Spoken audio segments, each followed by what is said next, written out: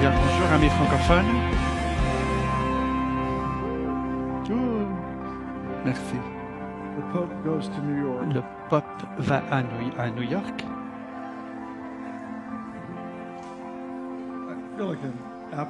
Il me semble que je suis quelqu'un qui fait de la pub pour Apple. Téléphone, iPad, computer, tout. Non, non. Le pape va à New York et il est pris par une limousine à l'aéroport. Il regarde la limousine fantastique et dit au chauffeur, « Oui, j'aimerais... Je ne conduis pas souvent. Est-ce que je pourrais conduire? » Le chauffeur dit, « Je m'excuse, mais je ne peux pas faire ça. » Mais le pape insiste. « Please, s'il vous plaît. » Finalement, le chauffeur lui dit, « OK, je ne peux pas vraiment dire non au pape. » Alors le pape prend le volant et il se réjouit énormément. Ils sont sur l'autoroute et il se réjouit tellement qu'il va un petit peu trop vite et il se fait arrêter par un jeune policier. Le policier arrive à la fenêtre et demande à ce que le pape fasse baisser sa fenêtre. Et l'officier demande au pape. Et il retourne vers sa voiture et téléphone au chef. Le chef, j'ai un problème. Quel genre de problème? Voilà, oui, j'ai arrêté ce gars qui roulait un petit peu trop vite. Et c'est quelqu'un qui est vraiment important. Important comme le maire? Non, non, non, bien plus important. Important comme le président? Oh, bien plus important. Le président? Plus. Qui est plus important que le président? Ouais, c'est le pape qui conduit sa voiture, ça doit être Dieu.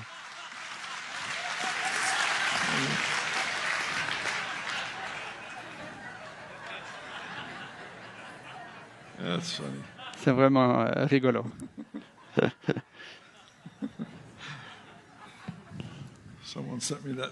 Quelqu'un qui m'a envoyé ça cette semaine et je me suis dit que vous alliez peut-être vous réjouir d'entendre cette histoire. Oui, c'est toujours le matin. J'aimerais prendre mon sujet où je l'avais laissé il y a quelques semaines. C'est une série que j'avais commencée sur la vie du trône, le style de vie du trône. Et j'aimerais commencer par vous dire, par vous inviter à considérer des choses qui ne sont pas faciles à considérer, parce qu'elles sont tellement grandes. Très souvent, la Bible, on arrivera sur une vérité où le Seigneur révèle quelque chose dans l'Écriture, parce que c'est quelque chose qui est tellement large et grand que très souvent, on saute le sujet et on va sur quelque chose que l'on peut plus comprendre et analyser. Et il y a des choses dans l'Écriture qui sont tellement extrêmement grandes et importantes qu'on a des fois de la peine à les comprendre. Et voilà, c'est le sujet que j'aimerais parler. Jésus est là devant ses disciples dans Jean chapitre 3 et il dit cette phrase, « Personne n'est jamais monté au ciel sinon celui qui en est descendu. » Et ça, c'est avant sa résurrection. Alors, il décrivait là un style de vie d'intimité avec le Père, même s'il était toujours sur la terre. Il était aussi dans les lieux célestes. Le point étant que c'est une invitation pour chacun d'entre nous. L'apôtre Paul a écrit une phrase aussi qui ressemble à cela, où il parle de chaque croyant est assis dans les lieux célestes. Et imaginez ceci, Jésus a été ressuscité de la mort par l'esprit de la résurrection. Quand il a été ressuscité, il est monté au ciel. Et il était assis à la droite du Père. Et il a été glorifié. Alors nous voyons la résurrection. Il est monté au ciel. Jésus a accompli cela en votre faveur et en ma faveur, si bien que la Bible dit que nous avons été élevés avec lui. Sa résurrection est notre résurrection. Et cela peut être offensif. Nous À cause de ta foi en Christ, tu as été ressuscité des morts comme Christ est ressuscité des morts, parce que cela, c'est sa résurrection. Ce n'est pas celui qui est ressuscité, puis il a partagé cela avec certains d'entre nous. Non, la Bible dit que nous avons été élevés avec lui en Christ. Sa résurrection est ma résurrection. Le défi dans ces choses que nous allons parler ce matin, le défi est que ce n'est pas possible de comprendre vraiment tout ce que cela veut dire, de saisir tout ce que le Seigneur nous dit par sa vérité. Mais ce qui est possible, c'est qu'au travers de la méditation biblique qui remplit votre esprit de la vérité, c'est de pouvoir considérer d'une vérité qui paraît trop grande, mais en considérant cette vérité, le Seigneur nous invite dans une rencontre avec lui où nous commençons à penser et à voir selon la réalité biblique. La vérité, est-ce que c'est la vérité ou c'est un fait? Et ça, c'est le défi que nous devons comprendre. Parce qu'il y a des moments où il y a une contradiction entre le fait et la réalité, et la vérité. Et la Bible nous donne un défi de comprendre de saisir notre intelligence. Et ça, c'est un choc. L'intelligence est valable pour le chrétien parce que le Seigneur prend cela, l'intelligence du croyant qui est dédié à Dieu, et il met des pensées dans cette intelligence. C'est comme un peintre qui peint quelque chose sur le canevas. C'est sur des défis, sur des issues dont nous faisons face. Toutes ces choses-là commencent à peindre sur le canevas et nous donnent certains clins d'œil sur ce qui se passe. Et la position que nous sommes, c'est une obéissance radicale pour suivre ce que le Seigneur nous dit. Tout cela vient du fait que Jésus est ressuscité des morts et dans sa mort et sa résurrection, il a déchu l'ennemi. Tout ennemi a été détruit, mais sa victoire est votre victoire.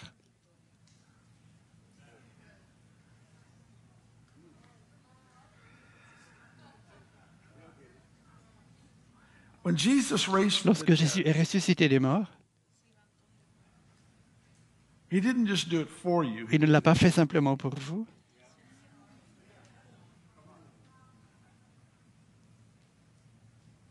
Vous savez que vous pouvez avoir $1 million à la banque et vous ne pouvez pas le dépenser. Ce que nous regardons là, c'est que Dieu a créé en votre nom un compte bancaire. Et je crois que dans cette saison qui va venir, le Seigneur va être capable, depuis son trône, d'explorer cet héritage. La foi explore ce que la révélation donne. La foi explore ce que la révélation donne. Si vous pouvez, vous êtes là sur un endroit élevé où il y a des kilomètres et des kilomètres de pays, de terrain, et le Seigneur vous dit, ça c'est merveilleux de pouvoir explorer tout cela. C'est bien sûr, ce n'est pas possible de pouvoir jouir de la rivière qui est loin d'entre nous depuis notre place, de notre position. La foi explore ce que la révélation révèle, ce que la révélation nous donne.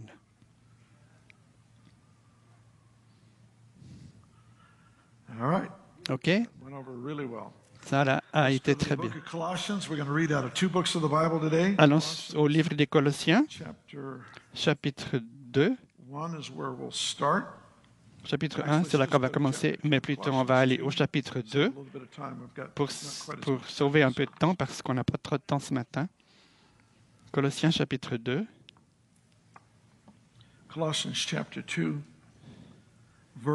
Versets 9 et 10. Car c'est en lui, c'est en Jésus, c'est dans son corps qu'habite toute la plénitude de ce qui est en Dieu.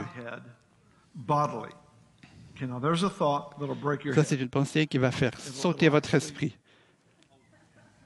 Ça va créer ce choc. Car en lui, en Jésus, habite toute la plénitude de ce qui est en Dieu dans son corps.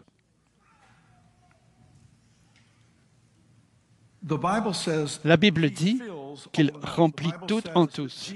Jésus, c'est sa présence qui tient toute cellule en place. Il y a quelque chose, cette colle qui tient tout en place, qui n'ont pas été capables d'identifier, mais cela c'est la parole. Christ tient tout en place. Dans la création, sa présence a tout fait sauter, mais il tient tout en place dans son corps.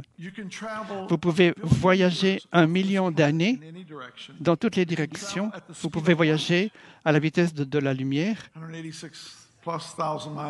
160 millions de kilomètres par heure, et vous pouvez simplement comprendre vraiment tout ce qui se passe. Toutes ces choses-là sont tenues en place par sa présence. Et la Bible dit que ce format habite en Christ d'une façon corporelle.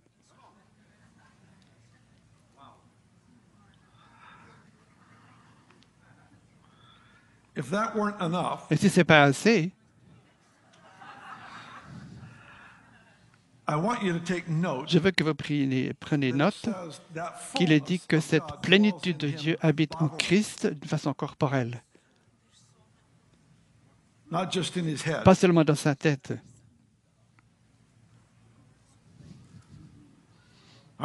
OK. Et ça va très, très bien à voir. Ouais, je vois que vous comprenez. Éphésiens 1. Regardons ce passage ensemble. Il est dit que sa puissance est dirigée vers tous les croyants, qui nous a... Verset 21. Au-delà de toute puissance, tout ce qui existe dans le monde spirituel, physique et tout ça, il a élevé Jésus-Christ bien plus haut que tout cela. Non pas seulement un tout petit peu plus haut, mais Christ est placé bien au-dessus de toute autorité, de toute puissance. Il est le Seigneur de tout ce qui existe. Puis il est dit, il a mis toutes ces choses sous ses pieds. Verset 22. Il a donné pour chef à l'Église qui est son corps, en lui qui habite la plénitude de Dieu qui remplit tout en tous. Nous avons la plénitude de Dieu qui est en Jésus-Christ d'une façon corporelle et maintenant est dans l'Église d'une façon corporelle. Amen, amen.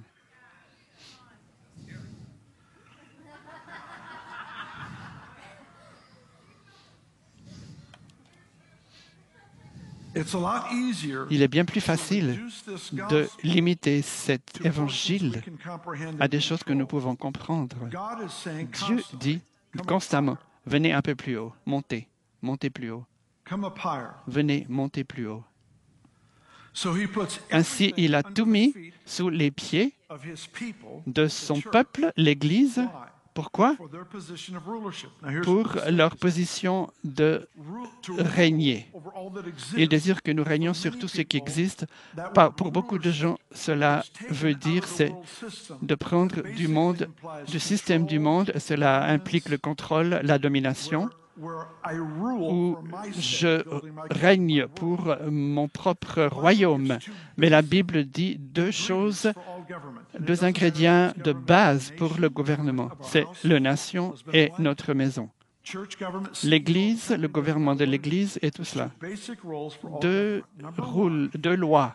La première, il parle de responsables spirituels. Il est dit de dominer sur la maison de Dieu. C'est toujours pour la protection. Nous régnons sur la protection pour créer une sécurité. Que ce soit maman, papa ou le responsable, nous venons là pour servir, nous venons servir pour équiper, et pour être la protection et pour donner la puissance. Ainsi, le plus grand dans l'Église est celui qui est le plus petit et qui donne cette puissance aux autres. Le business du royaume, c'est de ceux qui sont responsables donnent de la puissance à ceux qui sont au-dessous d'eux, que ce soit dans la famille, que ce soit dans le pays, que ce serait si vraiment les pays étaient dominés par des gens qui règnent d'une façon bonne. Toutes les ressources dont nous avons besoin en tant que responsables sont là pour donner la puissance aux autres afin qu'ils puissent grandir. J'espère que vous comprenez ce que je vais dire. Et maintenant, nous avons un plan qui a été mis en place où il peut prendre toutes les planètes d'une façon volontaire en quelques secondes. En un moment, tous les royaumes du monde seront à lui. Il pourrait dominer sur tout. Mais cela n'a pas été le plan. Le plan, ça a toujours été d'utiliser l'humanité qui a été rachetée pour amener son royaume sur terre. Qu'est-ce qu'il cherche? Il cherche un peuple qui va collaborer avec lui pour amener sa présence sur la terre, au travers d'eux, afin que cela puisse donner une plénitude et un goût de qui Jésus est réellement. Mais il est en nous d'une façon toute entière, d'une façon corporelle. La présence de Christ est en nous.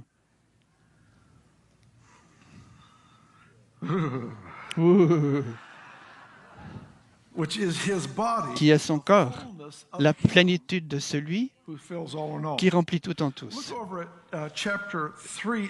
Regardez au chapitre 3 d'Éphésiens, au verset 19, il est dit de connaître l'amour de Christ, afin que vous soyez remplis de la plénitude de Dieu.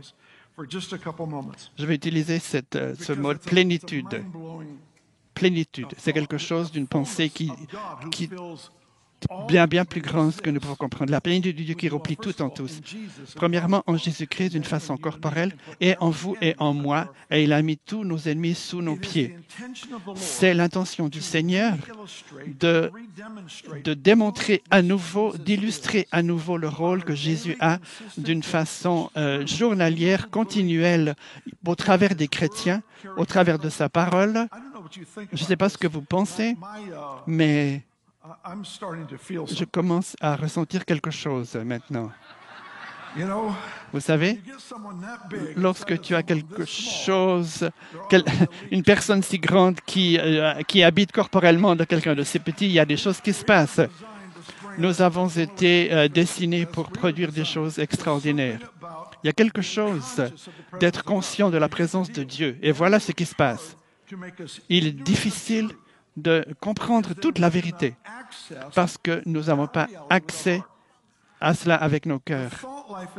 La pensée et la vie de pensée est tellement importante parce que la méditation biblique explore ce que Dieu dit par rapport à la vérité. Et dans cette exploration, et cela tourne de la foi à saisir en fait ce que la vérité dit. Ainsi, dans ce verset, je vais le toucher encore une fois, il est dit de connaître l'amour de Christ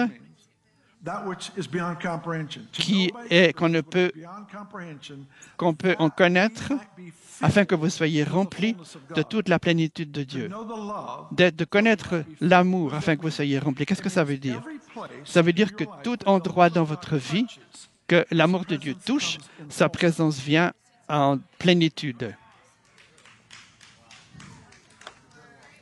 Vous savez, l'amour de Dieu est tellement riche et plein, et quelquefois nous sommes tellement résistants à cet amour en disant que l'amour de Dieu désire toucher notre image de nous-mêmes. Qu'est-ce qui se passe? Là où l'amour de Dieu nous touche, il vient en plénitude. Et nous ne penserons jamais de la même façon. Pourquoi? Parce que l'amour de Dieu qui touche sa plénitude, nous ne parlons pas simplement d'une petite partie, mais nous parlons de la plénitude qui vient nous toucher. Et tout ce que son amour touche est transformé. J'essaye.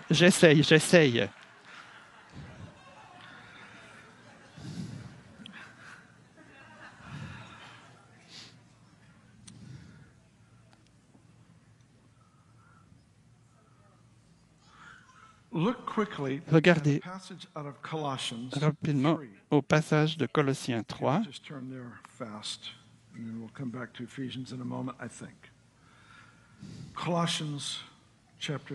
Chapitre 3, Colossiens chapitre 3,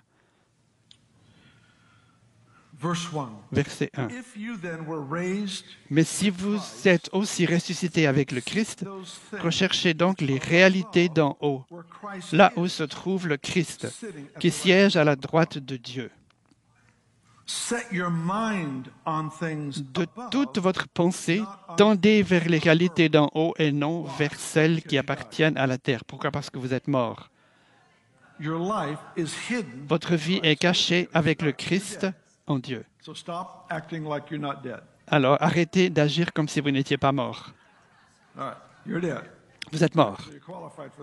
Alors, vous êtes qualifié pour cela. Vous êtes mort. Alors, dans toute votre pensée, tendez vers les réalités d'en haut. Tout ce qui est dans votre vie est caché dans les réalités d'en haut. Et ça, c'est la maison. C'est là que nous habitons. Là, nous sommes en train d'accomplir un voyage. Et la maison, c'est là que vous vivez. C'est là que vous êtes caché en Christ avec Dieu. C'est là votre maison, votre demeure. Alors, de toute pensée, tendez-les vers les réalités d'en haut. Alors, fixez vos pensées dans ces choses qui sont écrites sur le rocher. C'est une façon de dire, cherchez premièrement le royaume de Dieu et toutes ces choses vous seront ajoutées.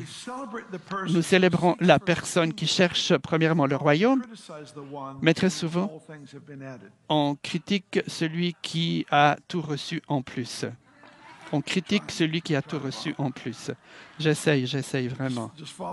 Suivez avec moi. Recherchez le royaume de Dieu. Nous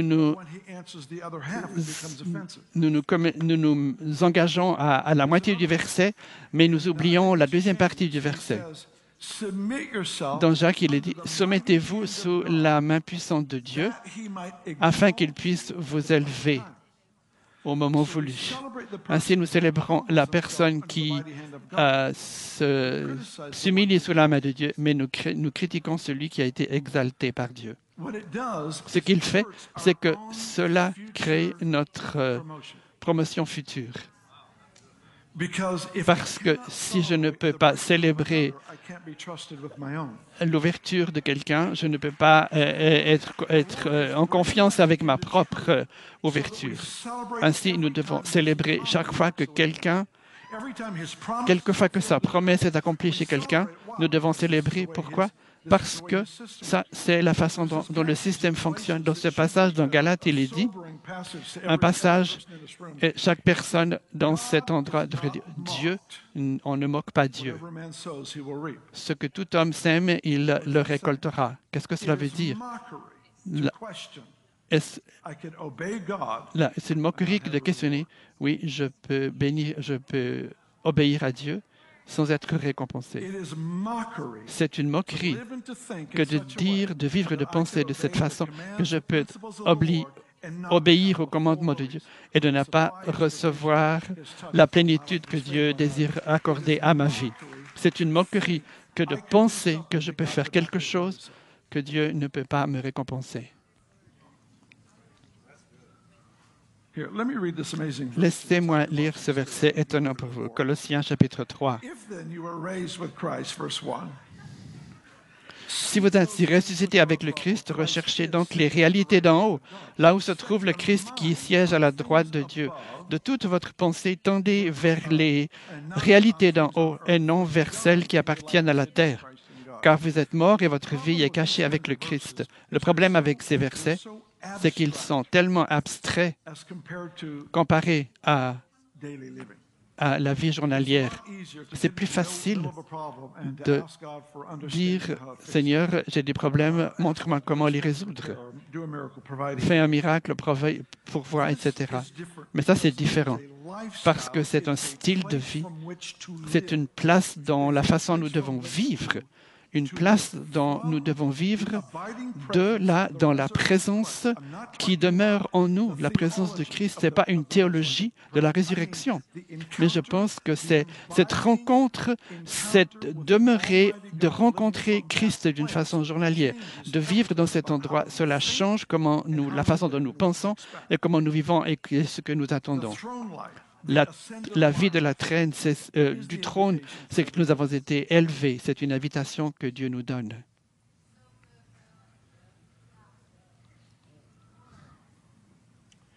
Nous prions cette prière, une prière apostolique, la prière du Seigneur, que ton royaume vienne sur la terre comme il est au ciel. C'est une prière apostolique parce que c'est une définition du mot apôtre, c'est d'aller dans un autre territoire et de créer une culture que vous avez transmise. C'est une prière de recréer sur terre une culture qui est dans le ciel. Et pensons à cette culture du ciel pendant un petit moment. La plus grande révélation probablement vient du ciel soi-même, au travers tout le livre de la Révélation. Et un fait étonnant par rapport à la Révélation, c'est lorsque le trône de Dieu est mentionné. Ça se passe qu'à chaque fois où le trône de Dieu est mentionné, ce que nous voyons, c'est que l'agneau de Dieu est sur le trône. Il aurait pu dire le lion de la tribu de Juda, il a pu dire le roi juste, tout ça, mais chaque fois, c'est l'accent sur l'agneau de Dieu sur le trône. Ainsi, votre prière du ciel comme il est sur la terre comme il est au ciel. Quel est le centre de ce rôle? C'est le trône.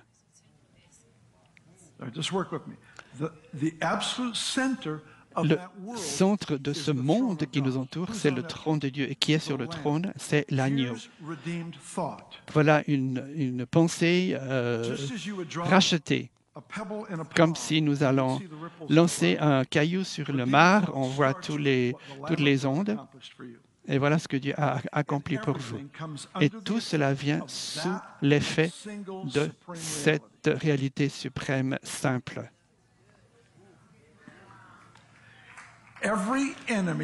Tout ennemi a été déchu. Dans Marc 8, c'est une portion de l'Évangile que je préfère.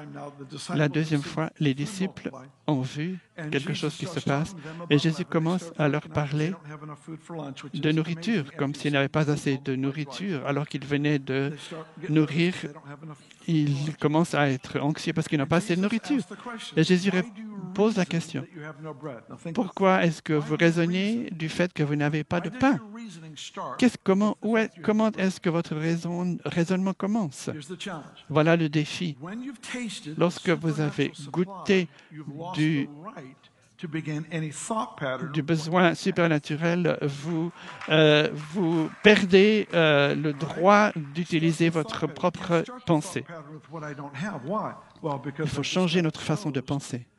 Parce que cela a déjà été exposé à un royaume qui dit que je ne manquerai jamais de rien.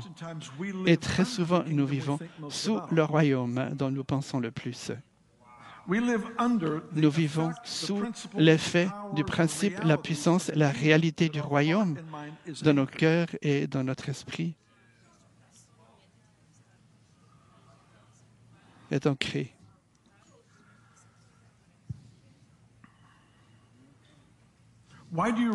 Pourquoi est-ce que vous raisonnez que vous n'avez pas de pain?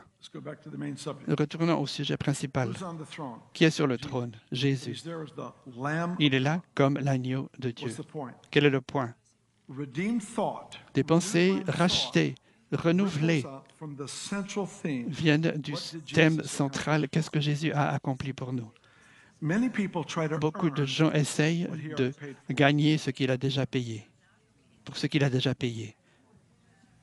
Oui, beaucoup essayent de gagner le pardon. Ils sont malades dans leur corps, ils disent non, je ne suis pas digne d'être guéri. Non, tout cela a été basé sur sa parole. Il vous a qualifié, il est mort à votre place et il vous a ressuscité en tant que moi et en tant que vous.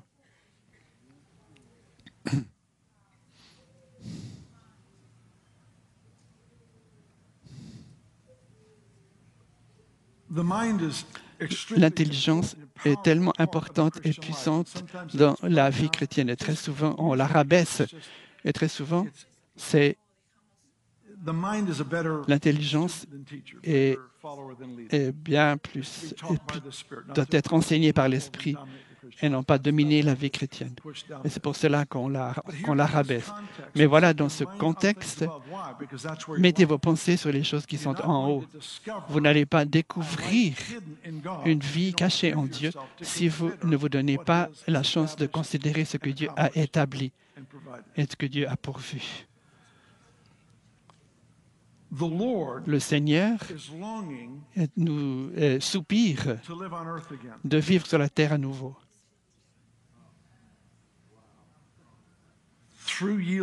Au travers des gens qui sont consacrés, qui le représentent sans tâche, sans faute, sans compromis par rapport à l'impureté ou sans peur, en confrontant les choses que Jésus a rendues sans puissance par sa mort et sa résurrection. Des pensées, faites cela. Prenez le plus grand problème dont vous faites face. Soumettez-le à Dieu. Il a déchu tout l'ennemi. Chaque ennemi a été déchu. Non seulement il a été déchu, mais il a été humilié et il a tout mis sous les pieds de gens qui ont été rachetés.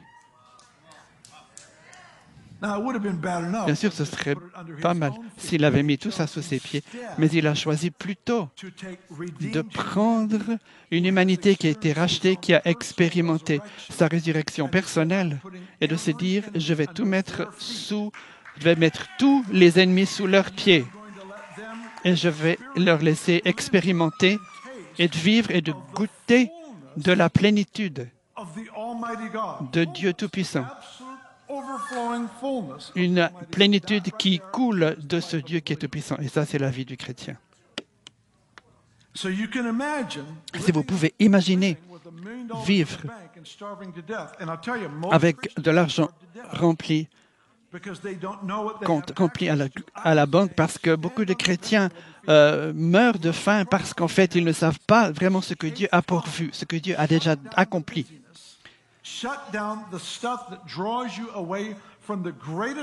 Alors, coupez toutes ces choses qui vous empêchent d'entrer dans la plénitude de Dieu et écrivez votre nom sur le compte que Dieu a créé pour vous. Jésus a déjà mis toutes ces choses dans votre compte bancaire par sa mort et sa résurrection. Je vais lire un autre verset et je vais le lire et vous ferez ce que vous voulez avec. Si par un seul homme, si par le seul homme, l'offense d'Adam qui a péché, il a amené toute l'humanité dans le péché, la mort a régné. Bien plus, ceux qui reçoivent l'abondance de la grâce et le don de la justice régneront dans la vie au travers du seul Christ Jésus. Si, par une seule personne,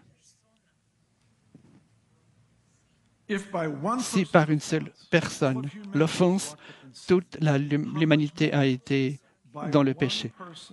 Bien plus, par une seule personne, l'abondance de la grâce et le don de la justice. Chaque personne dans cette salle régnera dans la vie au travers de Jésus-Christ. Régner dans la vie, cela veut dire que des gens vont se mettre à genoux devant vous, mais c'est simplement, c'est quelque chose qui vient contre vous et vous avez une autorité contre cette chose-là. Rien ne peut vous toucher.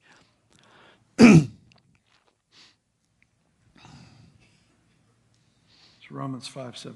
Romains 5, 17. C'est le verset qui vient de lire. Through the one, Au travers de celui, you have been invited. vous avez été invités. In the same measure De la même mesure that the Father put Jesus at his right hand, que le Père a mis Jésus sous sa main droite, he has put you alors il a mis, at his right hand. vous a mis dans sa main Are droite, in Christ. parce que vous êtes en Christ.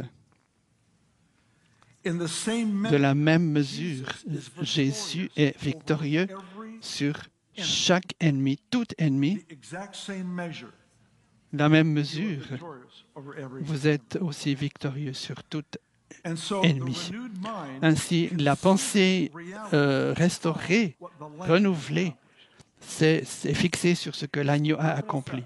C'est l'effet de l'eau et des vagues. This that offends me, this that annoys me, Cela m'offense, cela m'ennuie, cela me fait peur, cela je ne sais pas quoi faire. Toutes ces choses-là come under the influence viennent sous l'influence redemptive work of de l'œuvre rédemptive de l'agneau de Dieu every enemy qui on a your mis behalf, on my behalf. tout sous ses pieds pour votre faveur et en ma faveur. Is the normal Cela life est la of the vie believer. normale du chrétien. And I feel like Et il me semble the que Lord, even right now, le Seigneur maintenant, I think I prayed this. I et j'ai prayed this- prié cela très souvent, Forgive me for redundancy, but I pardonnez-moi de me répéter, mais le Seigneur into nous encounters met that adjust our perspective. dans sa présence où notre perspective est ajustée, I believe transformée. Et je crois cela de tout mon cœur. talking about here, Lorsque je parle ici, ce n'est pas un accomplissement great self-will. de ma propre volonté. It is the person C'est la personne qui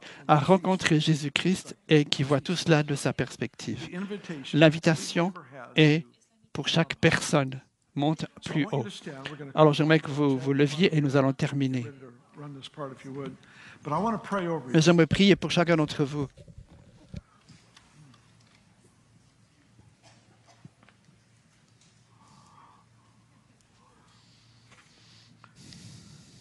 I would challenge you J'aimerais vous défier to look over Ephesians 1. de regarder à Éphésiens 1.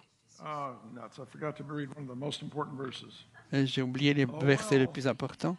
It's in there. Oui, c'est là-dedans, dans la parole de Dieu. Vous pouvez lire.